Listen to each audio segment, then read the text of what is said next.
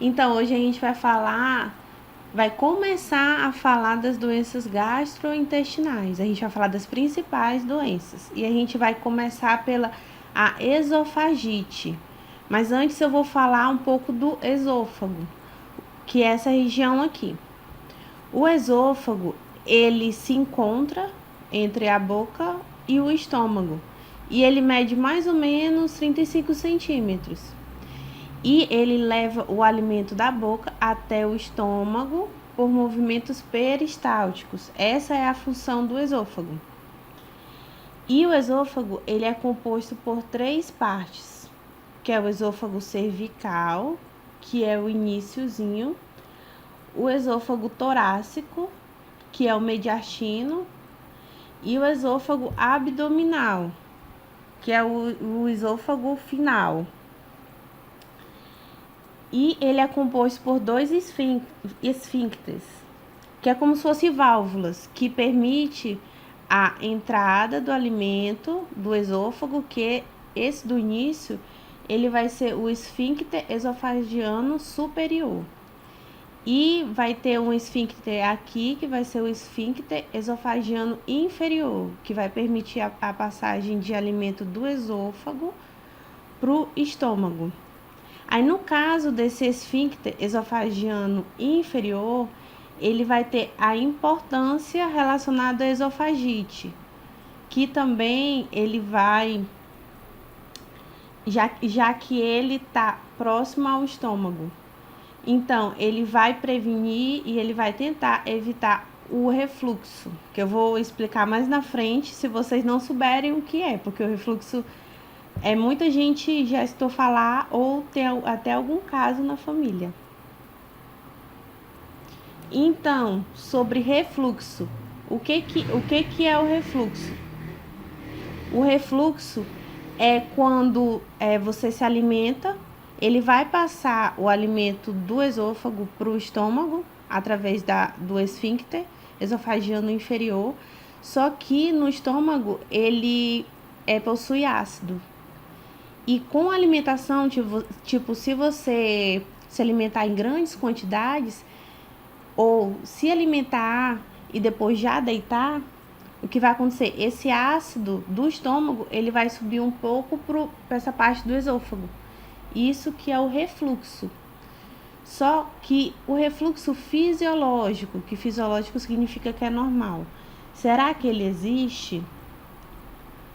O refluxo fisiológico, ele existe sim, porque, como eu falei, sempre que a gente se alimenta, principalmente se for em grandes quantidades, ou a gente se alimenta e deita em seguida, sobe um pouco do ácido do estômago para o esôfago, e que vai dar aquela sensação de queimação, que se chama pirose, que é a azia. Só que esse refluxo, ele pode se tornar em um refluxo patológico, que ele vai dar a esofagite. Esofagite significa que é parte do esôfago e que vai ter uma inflamação. Então, vai ser a inflamação do esôfago. Eu trouxe até aqui uma imagem para vocês. Esse aqui é o esôfago fisiológico e esse aqui é um esofagite, em que vai ter uma irritação da mucosa do esôfago.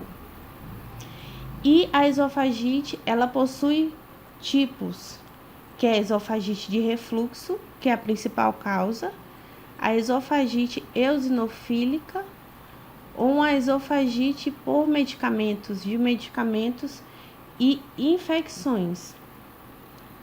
A esofagite de refluxo, que ela é a principal causa da esofagite. Só um instante. Deixa eu só aceitar aqui a colega, acho que ela já entrou. E a esofagite de refluxo, ela pode se dar pelo consumo de café e também por um consumo excessivo de refrigerante ou alimentos, água com gás também. em que vai causar, principalmente o café, ele vai causar uma irritação no finalzinho do esôfago, que é aquela parte do esfíncter. E a esofagite eosinofílica, ela vai ser associada à alergia. E ela vai estar associado a pessoas que têm asma, que elas vão ser mais propensas a ter essa esofagite. Já a esofagite medicamentosa e também por infecções, a esofagite de medicamentos, ela é causada quando a pessoa toma algum medicamento com pouca água ou sem água, que ela tenta engolir o remédio e vai causar uma lesão nessa parte do esôfago. E também, já a infecciosa, ela vai estar associado a doenças que dê uma imunossupressão, que é uma diminuição da imunidade. Por exemplo, o câncer, a AIDS e o HIV. Aqui eu trouxe para vocês a imagem, essa aqui é a esofagite eosinofílica. Ela fica como essas partezinhas brancas. Já a infecciosa, ela tem essa presença amarelada, assim, e fora a irritação. Então, possui alimentos que são esses fatores que eles vão agravar e facilitar a presença Professora? Oi? Nesse slide anterior aí, Deixa eu voltar. tomar medicamento, aqueles medicamentos encapsulados, também pode causar esse tipo de esofagite de medicamentos. Você abrir o remédio encapsulado e tomar só o conteúdo de dentro da cápsula também pode causar? É porque assim, a esofagite de medicamento, ela é causada mais por a pessoa tentar forçar a tomar o medicamento, entendeu? Não do conteúdo do medicamento em si. Eu não sei se tu... Assim, não, mas assim, tem algum problema? Porque o pessoal daqui da minha casa são muito férreos em fazer isso, né? Apesar de que eu sempre bato muito na tecla, mas são muito férreos em fazer isso. O remédio é cápsula e abre a cápsula para poder tomar, porque é mais fácil de tomar, né? Eu acho assim que para mim é totalmente errado, né? Não é relacionado com a esofagite, mas assim, o medicamento, cada composição dele tem uma finalidade, né? E o medicamento, ele para ser... Com certeza. Pois é. Eu acho assim, se existe uma cápsula nele, é porque você precisa tomar com a cápsula, né? E assim, a absorção dele é até com a cápsula, né? Então, se você abre a cápsula para tomar só o conteúdo de dentro, você já modifica a absorção dele. Entendeu? Tu fala isso pro povo da tua casa. Eu vou falar. Então, continuando, os fatores que agravam essa questão e pode facilitar o refluxo. É como água com gás e o refrigerante, que o que importa aqui é o gás. O que vai acontecer? Ele vai distender o estômago e vai facilitar o refluxo. Aí, no caso do café, no consumo de café, alimentos condimentados, como, por exemplo, excesso de pimenta e também o cigarro, eles irão irritar a mucosa do esôfago e o esfíncter também, que é o final do esôfago, e permite a passagem de alimento do esôfago pro estômago. E quando ele estiver irritado, o esfíncter ele vai ficar entreaberto. Então, vai facilitar essa passagem de ácido do estômago pro esôfago. Aí, no caso também de hérnia de hiato. O que é a hérnia de hiato?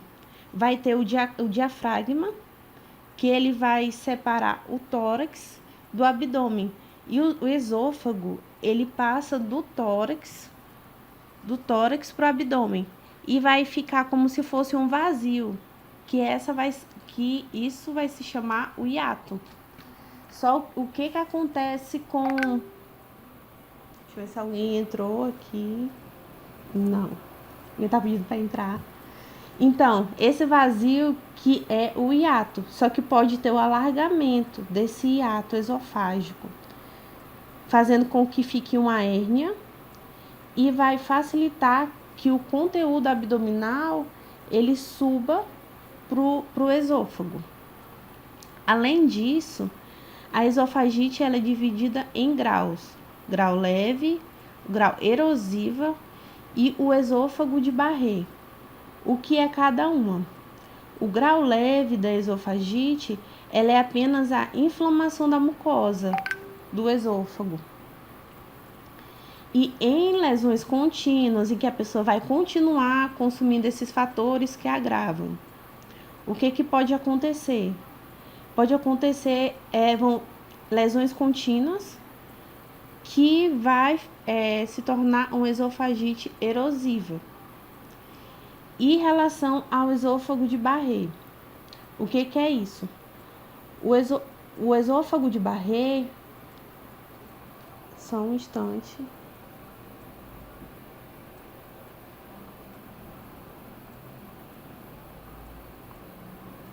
O esôfago de Barré, ela vai ser uma constante inflamação, em que vai tornar a célula do esôfago uma célula pré-cancerígena. Então, ela é gradativa, né? Começa com a leve, se a pessoa não tratar, vai se tornar erosiva e pode tornar até um esôfago de Barré, que é uma lesão pré-cancerígena. Professora. Oi. Eu agora fiquei assim um pouco bem abismado com café, né? Eu praticamente sou o velhinho do café. Eu assim, gosto muito de café. Né? Eu jamais pensei que poderia desencadear, né, essa esofagite. Sim, não, eu também consumia, principalmente nas minhas épocas de estágio, muito café. Aí eu tive até que apresentar um trabalho sobre esofagite, quando eu vi, meu Deus do céu. Eu tomo praticamente, assim, se eu estiver em casa mesmo, eu tomo uma garrafa de café de 1 litro, assim, tranquilo. Já vou ter que diminuir, já. Pois é, porque ele pode causar. Tipo, o consumo é diário, né? O que é no teu caso, diminui o café. Então, relacionado aos sintomas, Vou tentar. a pessoa ela vai sentir um desconforto no peito. E esse desconforto, ele pode ser confundido com problemas cardíacos, porque vai estar nessa região torácica, que primeiro a pessoa tem que eliminar possíveis problemas cardíacos, que pode ser esse desconforto no peito, já que é um sintoma inespecífico. Além disso, a pessoa desse desconforto no peito, ela pode apresentar pirose. O que é a pirose? É a azia, essa sensação de queimação. E também ela pode ter presença de náuseas e vômitos, sendo que a pessoa vai ter tanto esforço nessa causa de náuseas e vômitos que pode vir até um pouco de sangue, devido a esse esforço excessivo. E, consequente, uma cefaleia, que é a dor de cabeça. A pessoa também pode apresentar halitose, que é o mau hálito, fora a tosse crônica e a dificuldade para engolir. Elas andam basicamente juntas, que a pessoa fica com aquela sensação de entalo na garganta, como se tivesse um bolo na garganta que ela não conseguisse engolir. Professora. Oi. Eu sinto essa dificuldade para engolir. Às vezes até um medicamento pequenininho, geralmente quando eu vou tomar algum medicamento, eu sempre tomo com bastante água. E parece assim que fica engasgado, assim, que eu fico no meio da garganta e não desce jeito que eu sinto aquela sensação da garganta, assim, tipo engasgado. Eu tenho essa sensação quando eu vou me alimentar, eu soluço muito, eu me entalo e começo a soluçar. É bem ruim mesmo, realmente. Mas tu já procurou para ver se tu tem problema de refluxo? Ou tu sabe o que é refluxo? Porque tu chegou... Não, ainda não. Eu expliquei no começo da aula, mas é assim, o refluxo... Não, eu não vi essa parte, não. Pois é, o refluxo é como se fosse aquela sensação de vomitar, mas que a pessoa fica só com aquela náusea. Aí o refluxo, ele dá... Sim, eu sinto muito isso. Pois é, aí o refluxo dá mais assim quando tu come alguma coisa, tipo, tu jantou, aí tu deita e fica com esses sintomas aqui. Deixa eu só aceitar. Tu fica com esses sintomas e principalmente fica com aquela vontade de vomitar mesmo. E com aquele entalo na garganta, entendeu? Sim, eu sinto bastante isso. Tem vezes que eu sinto isso a noite inteira. Bem ruim. Oi. Mas o refluxo também, ele vem uma água velha quente, quente, não vem do estômago da gente até a garganta e às vezes volta, que queima, assim, uma sensação que parece que tá queimando. Sim, é essa sensação de queimação, que é a azia que dá. Isso, mas só que vem, sobe uma água também, aquilo é o refluxo, né? Isso. Sobe uma água que queima muito, assim, quando ela vem subindo, ela vai queimando na garganta, tudo, onde ela vai passando, dá aquela queima. Aí a pessoa tem gente que até vomita mesmo. Porque fica aquele incômodo. Isso, acontece isso comigo às vezes, Porque isso... Vem aquela coisa assim, dá tipo um entalo. Aí vem assim aquela água muito, parece que ela é quente, ao mesmo tempo ela vem queimando, aí eu ponho pra fora.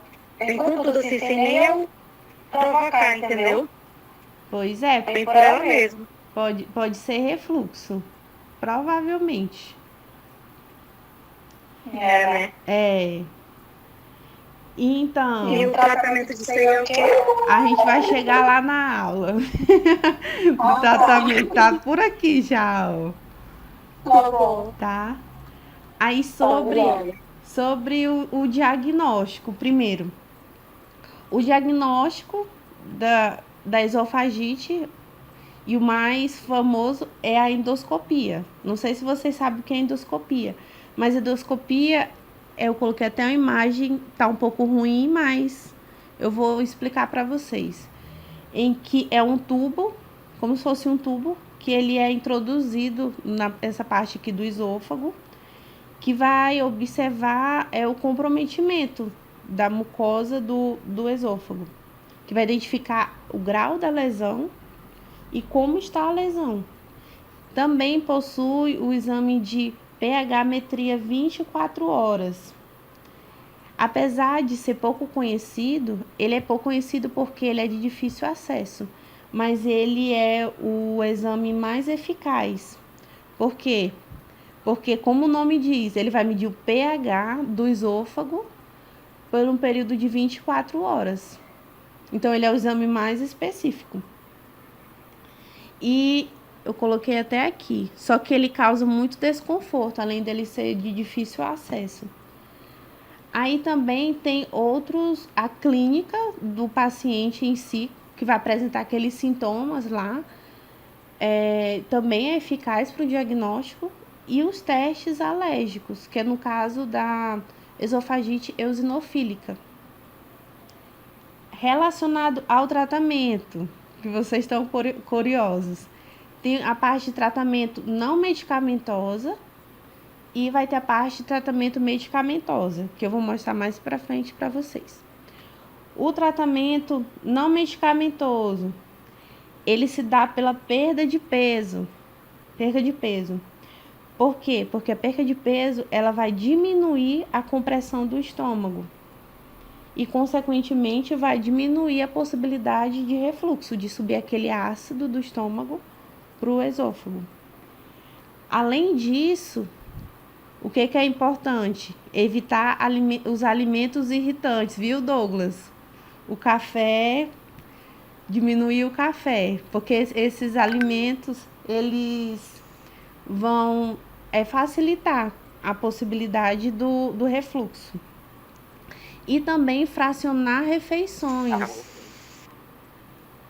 que não comer aquela grande quantidade de comida e rápido e deitar. Não, é fracionar, comer de pouquinho em pouquinho as refeições e esperar um período de 1 hora a 1 hora e meia após as refeições para poder deitar, que isso diminui a possibilidade de refluxo. E o tratamento medicamentoso, qual vai ser? Vai ser de acordo com a causa, em que, se for a eosinofílica, vai ser presença de medicações, como o antialérgico, dentre outros. E o cirúrgico. Só que o cirúrgico, ele é raro. É mais para quem tem a presença do esôfago de Barré, que já é uma lesão pré-cancerígena. Então, o tratamento em si é o tratamento não medicamentoso. E eu trouxe aqui para vocês que poderia ser uma dúvida. A diferença de esofagite, de refluxo e de gastrite. Porque muitas pessoas confundem, já que ambos estão na região do estômago e essa parte da garganta, que é o esôfago. Então, a esofagite, ela vai ser uma inflamação do esôfago, que é a patologia que a gente está abordando.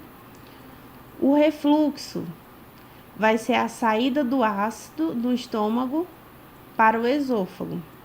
Já a gastrite é relacionada ao estômago. E ela vai ser uma inflamação da mucosa estomacal. Vocês têm algum comentário sobre a esofagite? Ou posso passar para a próxima?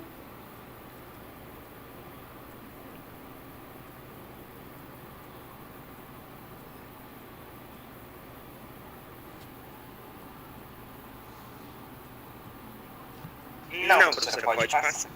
Tá, ok.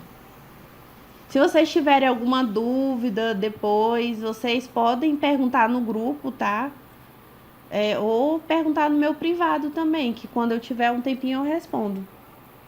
Então, a segunda patologia que a gente vai estudar hoje é a apendicite. E a apendicite é a doença. E o apêndice, o que ele é? O apêndice vai ser esse final aqui, ó, do intestino grosso. Aqui ele é o normal e aqui ele vai estar inflamado. Que a apendicite vai ser a inflamação do apêndice em decorrência a uma obstrução, que pode ser obstrução por partículas de gordura ou pode ser por fezes, também pode ser por tumor. O que vai acontecer para esse apêndice ele inflamar após essa obstrução? É que vai ter a multiplicação das bactérias e ele vai ficar inflamado e vai ter a presença de pus. E a apendicite, ela é uma patologia prevalente na faixa etária de 10 a 30 anos. E ela acomete 7% da população. Sobre os sintomas.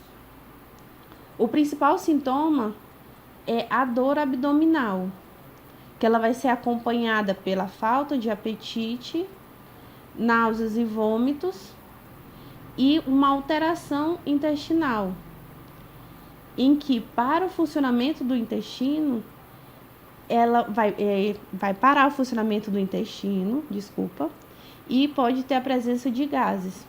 Só que esses sintomas, eles são sintomas inespecíficos, eles podem ser confundidos com qualquer outra patologia.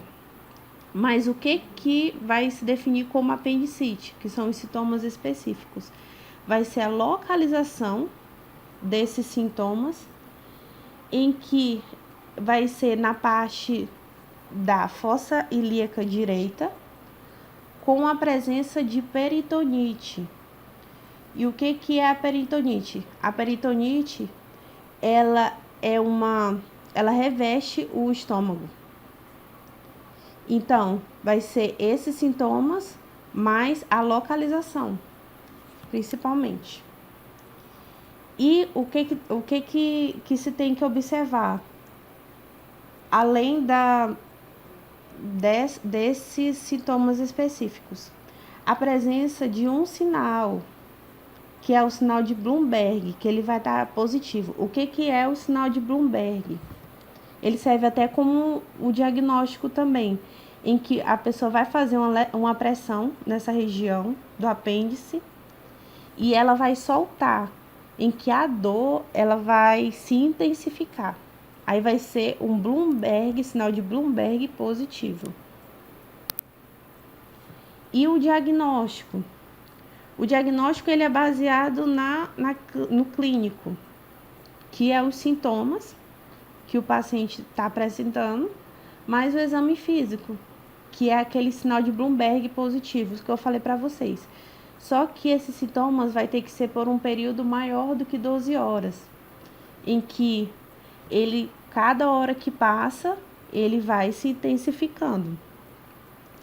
Juntamente com os exames complementares, que é o leucograma e o EAS, que é o exame de urina. O leucograma ele vai identificar, vai apontar um processo infeccioso, e o exame de urina ele vai ser mais para afastar outros diagnósticos, como por exemplo a colelitíase, que a gente vai estudar também, mas que de antemão é a pedra na vesícula. E o tratamento? O tratamento é cirúrgico, principalmente é o cirúrgico, que é a apendicectomia, eu coloquei até aqui a imagem para vocês. E também o uso de antibióticos, principalmente se for uma apendicite que ela estoure, que é apendicite supurada, que a gente chama. Associado com o uso de analgésicos para aliviar a dor e a hidratação antes do procedimento cirúrgico, já que a pessoa vai ter que ficar em jejum para esse procedimento cirúrgico. E sobre a colecistite,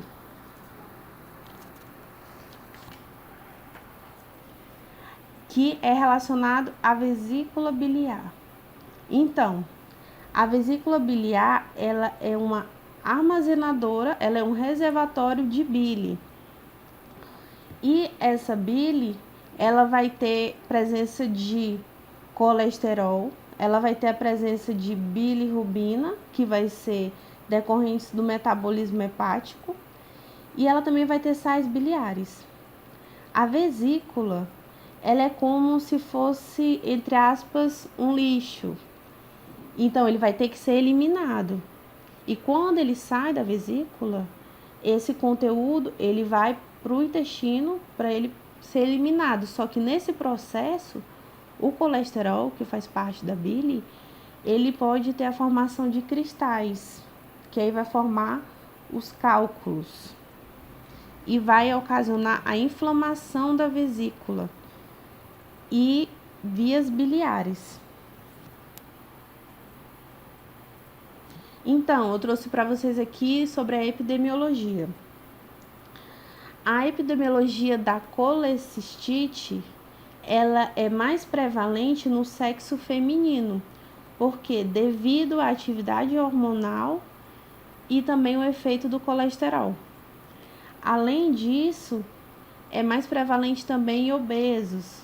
Por quê? Porque obesos têm uma dieta rica em colesterol, uma dieta rica em gordura. Também é prevalente em adultos jovens, principalmente se eles forem obesos. As gestantes, as grávidas também têm maior incidência comparado ao restante da população. E a perda súbita de peso, ela também é um fator de risco para o desenvolvimento de colecistite. E os tipos de colecistite, quais são? Tem a colecistite litiásica e a colecistite alitiásica. A colecistite litiásica, ela é em decorrência de um cálculo na região do ducto cístico. O que é o ducto cístico? É uma parte da vesícula, uma região da vesícula. Então, a litiásica, ela é uma colelitíase, que é o cálculo na região do ducto cístico. E esses cálculos, eles podem ser por microcalcificação, como sais de colesterol e bilirrubina, que eles ficam agrupados. Já o tipo alitiásica, ela é uma colecistite. E o que é uma colecistite? A colecistite, ela é provocada quando há êxtase do fluxo da bile, que ela vai provocar uma inflamação. Então, a colelitíase é associada ao cálculo e a colecistite, ela vai ser associada à inflamação. E a litiásica, ela é mais comum em grandes queimados, pessoas internadas em UTI, em idosos, e também associada à sepse, e vai ser a inflamação. A sepse é a infecção generalizada. Além disso, ela é dividida em aguda e ela é dividida em crônica. A aguda, ela vai ter uma presença de dor súbita, em que vai ser uma dor súbita de forte intensidade, com obstrução por cálculo, em que vai ser necessário a cirurgia para retirada. Porém, as paredes são mais finas. Por quê? Porque o processo inflamatório, ele não é recorrente. Já a crônica vai ser uma dor recorrente, só que ela vai ser de leve intensidade e vai ter uma obstrução recorrente. Por isso que as paredes vão ser mais grossas, porque vai ser recorrente. Vocês estão entendendo?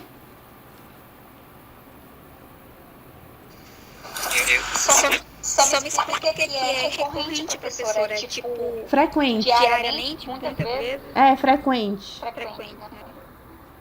Tá bom. Por isso que ela é crônica, porque ela é frequente. E a súbita é que é aguda, é que é do nada. E é uma vez ali, outra vez, não sei quando. Relacionado aos sintomas. Os sintomas, ele vai estar associado à dor abdominal na região do hipocôndrio direito. Não sei se dá de ver a imagem aí para vocês, mas eu trouxe até as regiões aqui do abdômen. O hipocôndrio direito fica nessa região aqui, que é a região onde fica a vesícula biliar. E essa dor abdominal na região do hipocôndrio direito, ela se dá por quê? Porque há uma irritação peritoneal e da vesícula. E ela vai ter um sinal de Murphy positivo. E o que é o sinal de Murphy? Vai ter a palpação da vesícula nessa região. E quando tiver a palpação da vesícula, ela vai encostar no peritônio. Aí o paciente vai prender um pouco a respiração, que vai dar um incômodo. Relacionado a náuseas e vômitos, eles vão estar presentes também, porque ele decorre do processo inflamatório.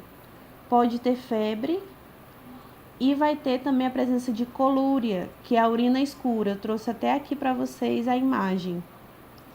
E essa colúria, ela é em decorrência do metabolismo da bilirrubina. Lembrando que mesmo com esses sintomas, o abdômen ele pode e provavelmente ele vai estar visivelmente normal. Ele não vai estar distendido nem outra alteração. Já relacionado ao diagnóstico, ele pode ser laboratorial, ele pode ser a ultrassonografia, que é o principal, e a ecoendoscopia. O laboratorial vai ser o leucograma, em que ele vai detectar uma infecção e a inflamação. Também o TGO-TGP, que são as enzimas hepáticas, e ela vai ter uma alteração. E também a fosfatase alcalina e gama-GT, que eles vão ser específicos. E também vão estar alterados por serem específicos. Relacionado à ultrassonografia, ela é o padrão ouro para identificação dessa patologia, em que ela vai ter identificação dos cálculos, até eu coloquei aqui para vocês, que ela é anormal, a ultrassom, e em caso de colecistite aguda, vai ser essa parte aqui, que vai ser o cálculo. E relacionado à ecoendoscopia, ela é realizada em caso de dúvida na ultrassom. E ela é feita igual à endoscopia. E relacionado ao tratamento. O tratamento, ele é associado a antibióticos, hidratação, analgésicos e antitérmicos, e também pode ter a presença da sonda, que ela vai auxiliar no tratamento, e a colecistectomia, que é a retirada da vesícula. Tudo que é ectomia, não sei se vocês já estudaram termos técnicos, é retirada. Quando vocês verem, ectomia é retirada daquele órgão. E... A gente teve, professora. vocês tiveram, né? Então ótimo. Então, o tratamento. Em pacientes estáveis, com muita dor, ele vai tratar o quê? Primeiramente, a infecção, antes da colecistectomia, que vai utilizar os antibióticos, a hidratação. É importante, por quê? Porque a pessoa vai ter náuseas e vômitos. Fora que tem a possibilidade dela não estar se alimentando direito devido a esse vômito. E sobre os analgésicos antitérmicos, são relacionados aos sintomáticos, com a presença de dor e febre. E em caso de sonda, a sonda ela é utilizada para descompressão do estômago e vai facilitar a remoção do conteúdo da bile. E o tratamento definitivo é a retirada da vesícula, que ela pode ser por forma convencional ou pode ser por videolaparoscopia. E nessa colecistectomia pode ter a presença de complicações, que no caso pode ser um abscesso, em que o abscesso pode ocorrer devido à inflamação da cavidade abdominal. A hemorragia pode ocorrer em caso de lesão de algum vaso durante o procedimento cirúrgico.